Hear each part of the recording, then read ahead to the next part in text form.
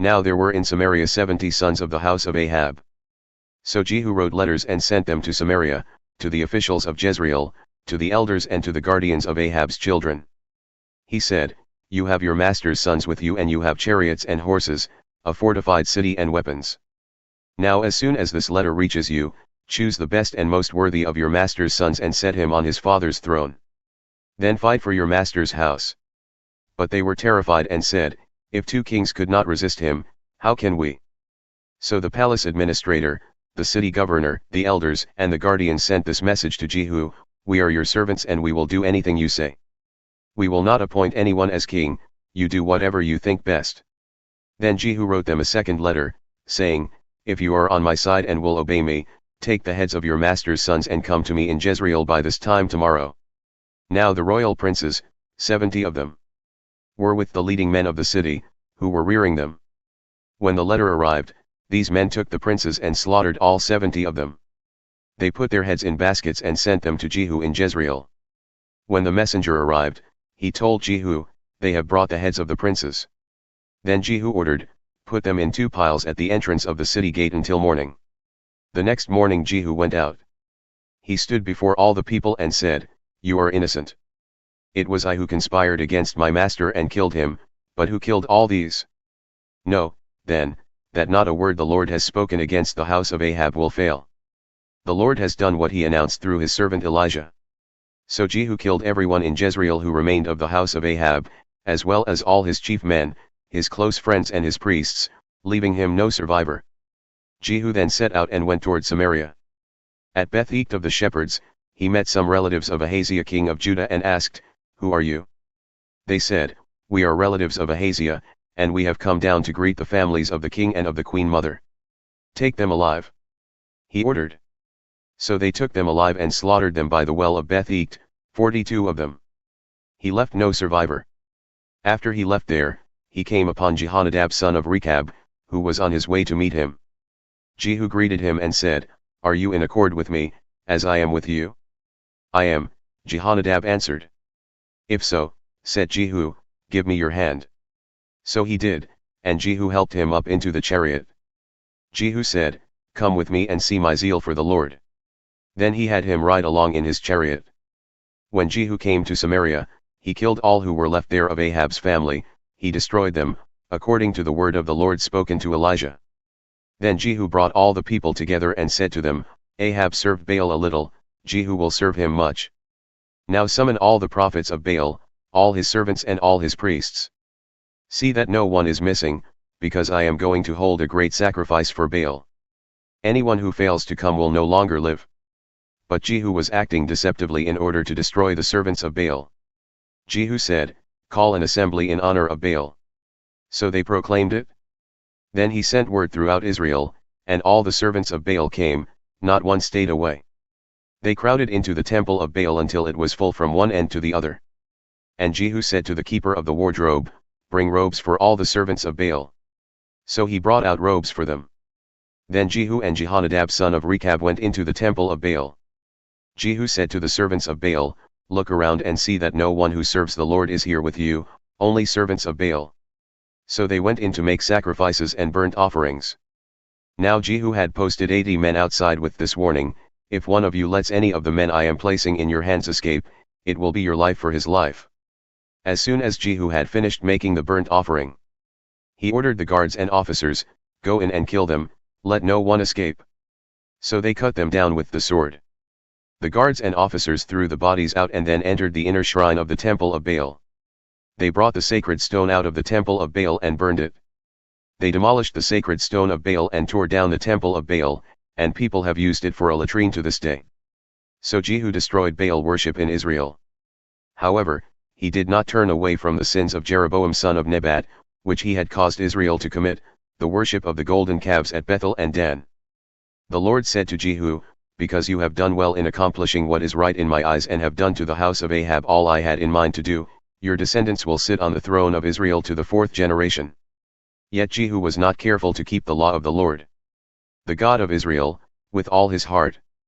He did not turn away from the sins of Jeroboam, which he had caused Israel to commit.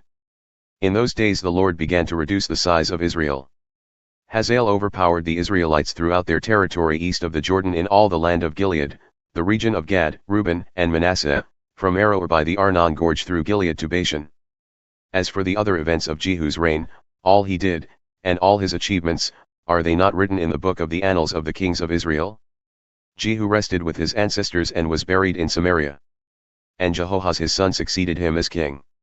The time that Jehu reigned over Israel in Samaria was 28 years. When Athaliah the mother of Ahaziah saw that her son was dead, she proceeded to destroy the whole royal family.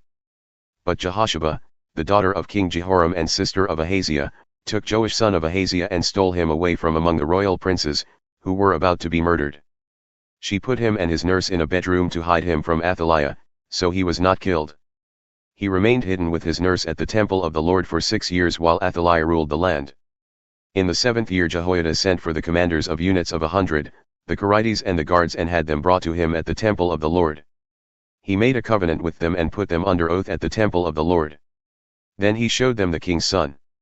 He commanded them, saying, "This is what you are to do, you who are in the 3 companies that are going on duty on the Sabbath, a third of you guarding the royal palace, a third at the Sur gate, and a third at the gate behind the guard. Who take turns guarding the temple, and you who are in the other 2 companies that normally go off Sabbath duty are all to guard the temple for the king.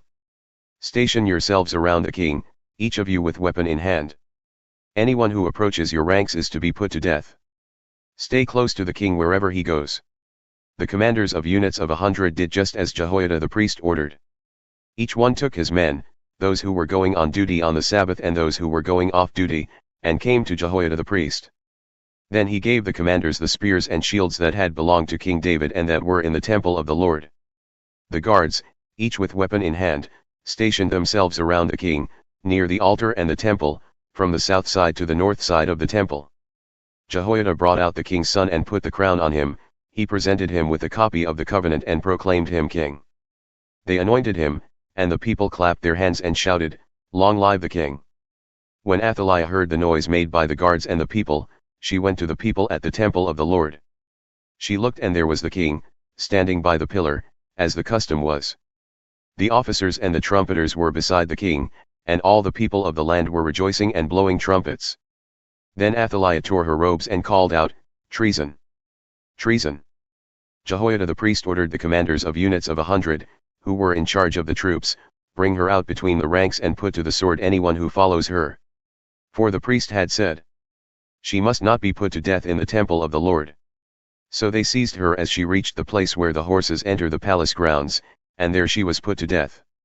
Jehoiada then made a covenant between the Lord and the king and people that they would be the Lord's people. He also made a covenant between the king and the people. All the people of the land went to the temple of Baal and tore it down. They smashed the altars and idols to pieces and killed Matan the priest of Baal in front of the altars. Then Jehoiada the priest posted guards at the temple of the Lord. He took with him the commanders of hundreds, the chariots, the guards, and all the people of the land, and together they brought the king down from the temple of the Lord and went into the palace, entering by way of the gate of the guards. The king then took his place on the royal throne. All the people of the land rejoiced, and the city was calm, because Athaliah had been slain with the sword at the palace. Joash was 7 years old when he began to reign. In the 7th year of Jehu, Joash became king, and he reigned in Jerusalem 40 years. His mother's name was Zibiah, she was from Beersheba. Joash did what was right in the eyes of the Lord all the years Jehoiada the priest instructed him. The high places, however, were not removed, the people continued to offer sacrifices and burn incense there. Joash said to the priests, "Collect all the money that is brought as sacred offerings to the temple of the Lord, the money collected in the census, the money received from personal vows and the money brought voluntarily to the temple. Let every priest receive the money from one of the treasurers, then use it to repair whatever damage is found in the temple." But by the 23rd year of King Joash the priests still had not repaired the temple. Therefore King Joash summoned Jehoiada the priest and the other priests and asked them, "Why aren't you repairing the damage done to the temple? Take no more money from your treasurers, but hand it over for repairing the temple." The priests agreed that they would not collect any more money from the people and that they would not repair the temple themselves. Jehoiada the priest took a chest and bored a hole in its lid. He placed it beside the altar, on the right side as one enters the temple of the Lord. The priests who guarded the entrance put into the chest all the money that was brought to the temple of the Lord. Whenever they saw that there was a large amount of money in the chest, the royal secretary and the high priest came, counted the money that had been brought into the temple of the Lord and put it into bags. When the amount had been determined, they gave the money to the men appointed to supervise the work on the temple. With it they paid those who worked on the temple of the Lord, the carpenters and builders, the masons and stone cutters. They purchased timber and blocks of dressed stone for the repair of the temple of the Lord, and met all the other expenses of restoring the temple. The money brought into the temple was not spent for making silver basins, wick trimmers, sprinkling bowls, trumpets or any other articles of gold or silver for the temple of the Lord. It was paid to the workers, who used it to repair the temple. They did not require an accounting from those to whom they gave the money to pay the workers, because they acted with complete honesty. The money from the guilt offerings and sin offerings was not brought into the temple of the Lord, it belonged to the priests. About this time Hazael king of Aram went up and attacked Gath and captured it. Then he turned to attack Jerusalem. But Joash king of Judah took all the sacred objects dedicated by his predecessors, Jehoshaphat, Jehoram, and Ahaziah, the kings of Judah, and the gifts he himself had dedicated and all the gold found in the treasuries of the temple of the Lord and of the royal palace. And he sent them to Hazael king of Aram, who then withdrew from Jerusalem. As for the other events of the reign of Joash, and all he did, are they not written in the book of the annals of the kings of Judah? His officials conspired against him and assassinated him at Beth Millo, on the road down to Silla. The officials who murdered him were Jozabad son of Shemith and Jehozabad son of Shemer. He died and was buried with his ancestors in the city of David. And Amaziah his son succeeded him as king.